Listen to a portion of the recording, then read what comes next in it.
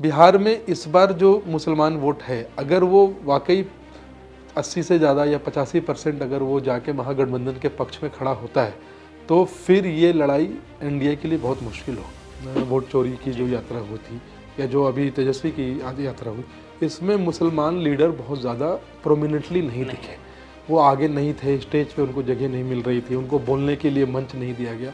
तो मुसलमानों के दिल में ये बात तो है कि मतलब हमें सिर्फ एक वोट की तरह यूज़ किया जाता है और हमें उस तरीके का रिप्रेजेंटेशन नहीं मिल रहा है। पीके अपने हर भाषण में मुसलमानों का जिक्र करते हैं, उनको एक रिप्रेजेंटेशन देने की बात करते हैं, जो कि मुसलमानों को कहीं ना कहीं पसंद आती है।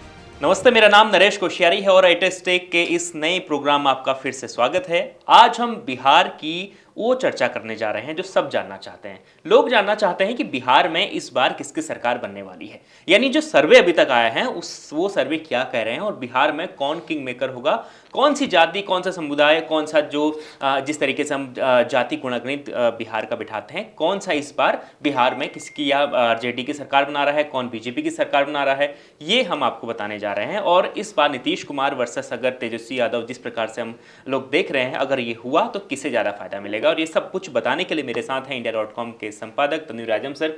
सर, सवाल सबके मन में यही है कि जो सर्वे सामने आ रहे हैं, तो उन सर्वे में जिस तरीके से बताया जा रहा है कि कांटे का मुकाबला है, अब ऐसे में बिहार में कौन सा समुदाय होगा जिसकी भूमिका ज़्यादा रहेगी?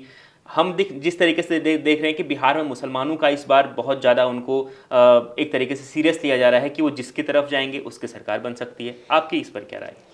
देखिए, चुनाव जब बिहार, बंगाल और उत्तर प्रदेश में होते हैं तो मुसलमान किधर जाएगा, ये एक बहुत बड़ा सवाल बनता है। और उसकी वजह है क्योंकि ये तीनों राज्य ऐसे हैं जहाँ पे मुस्लिमों की एक अच्छी खासी पॉपुलेशन है, नॉर्थ इंडिया में। बाकी साउथ में तो केरला वगैरह में भी, हम नॉर्थ की बात कर रहे हैं। उत्तर प्रदेश में भी 20% के करीब है, भी बंगाल में तो 20 से ऊपर है, बिहार में भी तकरीबन 17-18% मुस्लिम आबादी है। ये जो चुनाव अभी जो होने वाले हैं अगले, मतलब जो आज हमारे पास खबर है कि 6 अक्टूबर के बाद कभी भी डेट का ऐलान हो जाएगा। मुख्य सचिव को शायद ईसी ने लेटर लिख दिया है, तैयारियां उस हिसाब से चल रही होंगी। ये जो चुनाव है, इसमें जो अभी तमाम सर्वे जो हैं या ग्राउंड पे जो हमारे जो रिपोर्टर्स हैं या जो हमें खबरें मिलती हैं, और क्योंकि हमारे दोस्त हैं वहाँ पे, हमारा परिवार है कई इलाकों में बिहार में, तो उससे जो खबरें हैं ये है कि दोनों एनडीए और महागठबंधन दोनों के बीच बहुत टफ फाइट है, बहुत टाइट फाइट है। किसी सर्वे में आप देखेंगे कि एनडीए को थोड़ी बढ़त मिल जाती है, किसी सर्वे में महागठबंधन को मिल जाती है। क्लियर विनर जैसा अभी कोई निकल के नहीं आ रहा है। अब जहाँ तक ये रहेगा कि बहुत सारे लोग और बहुत सारे सर्वेस ये भी दिखा रहे हैं कि जो मुस्लिम वोटर है वो इस बार गेम चेंजर साबित हो सकता है। वो ये डिसाइड कर सकता है कि सरकार महागठबंधन की होगी कि एनडीए की होगी। इसके पीछे एक वजह है। वजह यह है कि जब 2020 का जो चुनाव हुआ था उसमें 75% जो मुस्लिम वोट था वो आरजेडी और कांग्रेस, मतलब जो महागठबंधन है उसके खाते में गया था।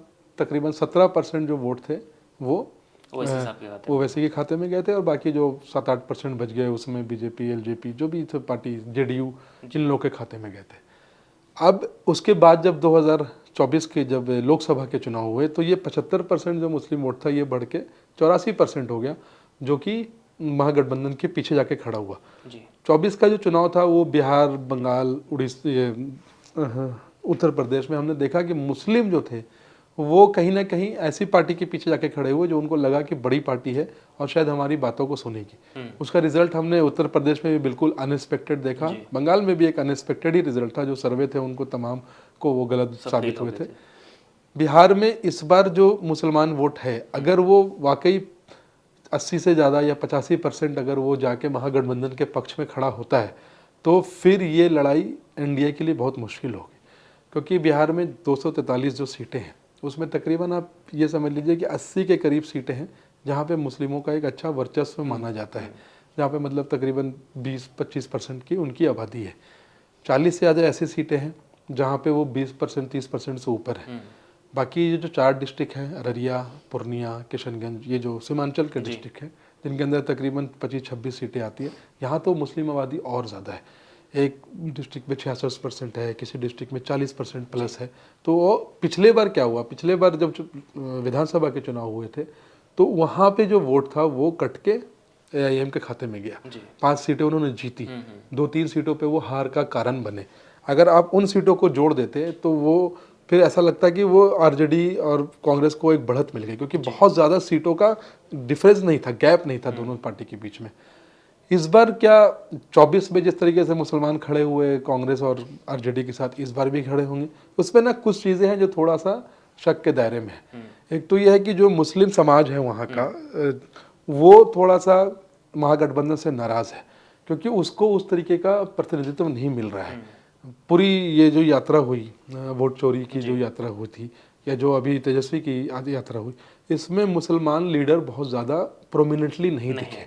वो आगे नहीं थे, स्टेज पे उनको जगह नहीं मिल रही थी, उनको बोलने के लिए मंच नहीं दिया गया। तो मुसलमानों के दिल में ये बात तो है कि मतलब हमें सिर्फ एक वोट की तरह यूज़ किया जाता है और हमें उस तरीके का रिप्रेजेंटेशन नहीं मिल रहा है। जो ओवैसी का जो कल पहला भाषण जो उन्होंने सीमांचल में दिया, उन्होंने यही कहा कि हम मतलब मुसलमान अब कूली की तरह दूसरे को अपने कंधे पे उठा के नहीं जाएगा। उनका निशाना साफ साफ कांग्रेस और आरजेडी की तरह था। अगर ये बात मुसलमानों के दिमाग में आ गई तो ये हो सकता है कि वो शायद उधर से छिटक जाए। अब आपका सवाल ये हो सकता है कि जाएंगे कहाँ? देखिए, ये मतलब विदित है कि वो शायद बीजेपी की तरफ उस तरीके से ना जाए। जेडीयू क्योंकि बीजेपी के साथ खड़ी है तो वहाँ भी शायद ना जाए। बच जाते हैं एआईएमआईएम और दूसरा जनसुराज। एआईएमआईएम के साथ ये है कि उनको अगर उनके साथ जाते हैं तो ऑफकोर्स जो पिछले बार जो नुकसान हुआ था महागठबंधन को वही होगा। अभी तक किसी तरीके की अलायंस की बात नहीं है। ओवैसी चाहते हैं, ओवैसी ने खुला बोला है कि हमें 6 सीट दे दीजिए, हम आपके साथ हैं। उस पर अभी किसी तरीके का कोई डिस्कशन नहीं आ रहा है। तो ये अगर उन्होंने वोट काटा तो ऑफकोर्स नुकसान होगा। जनसुराज जो है, पीके अपने हर भाषण में मुसलमानों का जिक्र करते हैं, उनको एक रिप्रेजेंटेशन देने की बात करते हैं, जो कि मुसलमानों को कहीं ना कहीं पसंद आती है। जो पीके के साथ जो नुकसान है, प्रशांत किशोर के साथ जो जनसुराज पार्टी के संस्थापक हैं, उनके साथ जो नुकसान ये है कि बहुत लोग उनको ये समझते हैं कि ये बीजेपी के फंडिंग से चल रहे हैं। कहीं ना कहीं बीजेपी की इनकी फंडिंग है, क्योंकि उनका एक इतिहास है मोदी जी के साथ काम करने का, उनका एक इतिहास है जदयू के साथ काम करने का। नीतीश ने तो उनको वाइस प्रेसिडेंट तक बना दिया था पार्टी में। काफ़ी उनकी उस वक्त मतलब हनक भी हुआ करती थी। नीतीश उनको बहुत इज्जत देते थे, कैबिनेट मिनिस्टर टाइप का उनका ट्रीटमेंट था। तो वो ये एक चीज़ है जो मुसलमानों को उनके साथ जाने के लिए जाने से रोक रही है। दूसरा ये भी देखा गया कि जो अभी पिछले कुछ महीने 7-8 महीने हो गए जो उपचुनाव हुए थे 4 सीटों पे, वहाँ पे जनसुराज ने नुकसान किया महागठबंधन का। मुसलमानों को ये भी बात है, तो ये भी एक मुश्किल है कि शायद वो जनसुराज के साथ ना जाए, एमआईएम के साथ ना जाए। अगर वो नहीं जाते हैं और फिर से अगर 85 से 90% वोट महागठबंधन को चला जाता है, तो इसमें कोई दो राय नहीं है कि मुसलमान एक जो पूरा समुदाय है, मुस्लिम समुदाय, वो बिल्कुल गेम चेंजर की तरफ निकल के आएगा। कुछ मुस्लिम धड़ा ये भी कह रहा है कि भाई हमें डिप्टी सीएम की पोजीशन चाहिए अगर महागठबंधन जीत के आता है तो, क्योंकि अगर हमारी वजह से ही उनकी सरकार बनेगी। कहीं ना कहीं इस बात में दम है। इस बात में दम इसलिए है क्योंकि पिछले बार जब थोड़े से मुसलमान छिटक गए तो 4 सीटें वैसे ही लेके निकल गए, कुछ सीटों पे लॉस कर गए। तो वो एक डर तो है महागठबंधन को। सर, एसएनडिया नाम से एक एजेंसी है, उन्होंने एक सर्वे किया है, बैटल ऑफ बिहार 2025। उनका कहना है कि अभी भी जो है एनडीए थोड़ी सी ऊपर है इंडिया गठबंधन से, लेकिन जो थोड़ी सी ऊपर है उसका क्या कारण आपको लग रहा है? देखिए, थोड़ी सी ऊपर इसलिए क्योंकि एनडीए सत्ता में है, उनके पास आज भी एमएलए ज़्यादा हैं उनसे, इसमें कोई शक नहीं है। और उनके पास मोदी हैं, प्रधानमंत्री मोदी जिनके पास हैं, वो अपने आप में एक बड़ी ताकत है, इसमें कोई शक नहीं है। सारे रिसोर्सेज हैं, कैबिनेट है पूरा, सेंट्रल कैबिनेट भी है, यूनियन कैबिनेट भी है, वो भी है। तो वो भी एक वजह है। प्लस बीजेपी की जो इलेक्शन लड़ने की जो काबिलियत है, जो उनकी एक इलेक्शन मशीनरी है, जिस तरीके से वो इलेक्शन लड़ते हैं, वो भी उनको कहीं ना कहीं एज देता है। दूसरी तरफ महागठबंधन अभी कई सीटों पे वो अपने उम्मीदवार भी तय नहीं कर पा रही है, सीटों का बंटवारा नहीं हुआ है अभी, तो वो सब एक ये है। प्लस बहुत ज़्यादा एज नहीं दिया है इंडिया ने, 10-15 सीटों का एज है। 10-15 सीटें चुनाव में, मैंने जो मेरा अपना एक्सपीरियंस है, मैंने 1-2 रातों में 15-20 सीटें इधर उधर होते हुए देखा है। एक कुछ बात हो गई, एक हवा चल गई और इधर से उधर हो जाता है मामला। तो जैसे जैसे चुनाव नज़दीक आते जाएंगे, आप ज़रूर ये देखिएगा कि यही जो सर्वे आज किसी पार्टी को आगे कर रहे हैं, किसी को पीछे कर रहे हैं, शायद वो उनको आगे कर दें, उनको पीछे कर दें। अब तो हर हफ्ते सर्वे आते हैं, अब तो सब कुछ बहुत एडवांस है। तो ये एक इंटरेस्टिंग फाइट है। मुस्लिम समुदाय अगर ये देखता है कि वो अगर महागठबंधन के पीछे जाके खड़ा होता है, जिसमें कि कांग्रेस भी एक बड़ा हिस्सा है, तो वो शायद उसके लिए एक अच्छी बात ये हो सकती है कि वो सेंटर में भी अपनी बातें पहुंचा सकता है कांग्रेस के सपोर्ट से, और वहाँ पे वो सत्ता में आ जाएगा तो उसमें कोई बुराई नहीं है।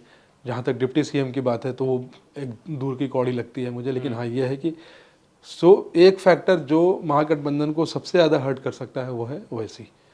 कैसे ओवैसी को नेविगेट करना है, किस तरीके से हो सकता है अंदर खाने कोई सेटिंग हो, कि हम 6 सीटों पे आप ये ले लो, 6 सीटें हम कैंडिडेट कमज़ोर देंगे, ताकि जैसा मैं हम लोगों ने पिछले डिस्कशन में भी ये किया था कि भाई ओवैसी के साथ अगर आप हाथ मिलाते हैं तो फिर आप ध्रुवीकरण के लिए दरवाज़ा खोल देते हैं, बहुत ईजी हो अभी जाता हम है लोग वो। बात कर रहे थे सर कि राहुल ने अपने यात्रा के दौरान मंच पर किसी बड़े मुस्लिम नेता को नहीं रखा। नहीं रखा। क्या उसका कारण ये है कि राहुल अगर मुस्लिम नेताओं को थोड़ा सा ऊपर करे तो बीजेपी के लिए काउंटर करना हाँ, आसान बिल्कुल रहेगा? बिल्कुल, देखिए वो ध्रुवीकरण से बचना चाहते हैं, और ऐसा नहीं है बिहार के अंदर चाहे जदयू हो चाहे आरजेडी हो, इन सब के पास या कांग्रेस हो, इन सब के पास मुसलमान नेता हैं।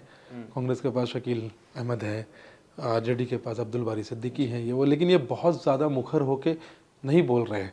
शायद पार्टी की तरफ से इनको ये होगा कि अभी आप खामोश रहिए या कम अंडर द ये खेलिए। तो ये एक देखना पड़ेगा कि किस तरीके से इसको ये करते हैं, क्योंकि जिस तरीके की राजनीति होती रहती है हमारे यहाँ पे उसमें धर्म का एक मुद्दा बनता है। बट हाँ ये है कि इतना आसान नहीं है कि मुस्लिम वोटर, और अगर सारा मुस्लिम वोटर एक साथ हो जाएगा तो then it is going to be a tough fight, real tough fight. बिल्कुल। तो देखिए ये बिहार में अब बिहार की जो सियासत है कि अगला किसकी सरकार बिहार में आएगी, एनडीए की या इंडिया गठबंधन की, ये तय करेंगे बिहार के मुसलमान। क्योंकि जिस तरीके से जो सीटें हमने आपको बताई हैं ये वही सीटें हैं जो बिहार में पूरे चुनाव का पासा पलट सकती हैं। अभी तक बहुत एक बड़ा जो मुसलमानों का वोट का दड़ा था वो जेडीयू के पीछे था, लेकिन जेडीयू ने जिस तरीके से पिछले 3 या 4 डिसीजन लिए हैं मुस्लिमों को लेकर, उन्होंने लगातार बीजेपी का सपोर्ट किया है, मुसलमानों के मुद्दे पर वो मुखर होकर सामने नहीं आए हैं। उससे हो सकता है कि जो नाराज़गी है मुस्लिम समुदाय की वो आरजेडी को इस बार जेडीयू को इस बार झेलनी पड़ सकती है और छिटक भी सकता है वोट सर, हम जिस बिल्कुल तरीके बिल्कुल से सर्वे में देख रहे हैं। तो इसके बाद एक सवाल हम आखिर में आपके लिए छोड़ेंगे कि आपको क्या लगता है कि बिहार में क्या इस बार जो बिहार के मुस्लिम समुदाय का वोट है वो किसको जाने वाला है, इंडिया गठबंधन को या फिर वो दोबारा से नीतीश कुमार पर भरोसा करेंगे? कमेंट का जरूर बताएं, और आपको किस मुद्दे पर डिस्कशन आप चाहते हैं टेस्ट टेक में, ये भी आप कमेंट का जरूर लिखें, और लगातार देखते रहें इंडिया.com।